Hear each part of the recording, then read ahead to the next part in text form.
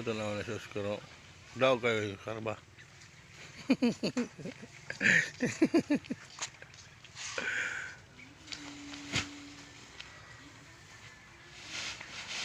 Daw, sus karo. Hello mga kaparmers, dito tayo sa gilingan. Dito namin yung kumay namin nilalagay sa paggilingan pagkatapos ng harvesting. So, bago pa lang tayo harvest sa sungkit. So dito yung tinatawag na dryer. After nito mga kaparmers, ipapagiling natin dito para gawing bigas. So ibibenta natin mga kaparmers.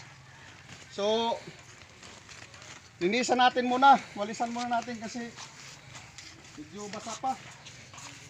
Yung basa pa yung ibang ano dito, yung porsyon. So ganun kahirap ang mag-farmers.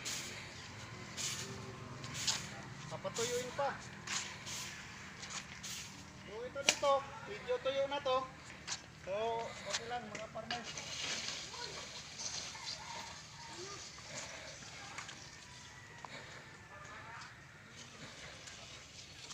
Tapos nito may bilad.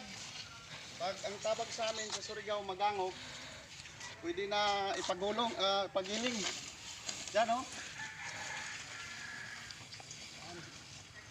Simple lang mga kaparmers. Kaya ba pagtuyo, tulak mo na naman. So, ito dito, medyo may damage na.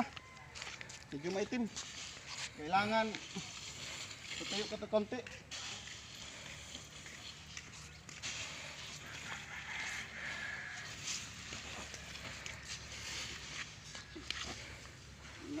Ito yung mangyari sa palay natin. Pag hindi agad mabilad, itong ulan. Kaya ito, medyo maitim yung iba. Yung mga palay.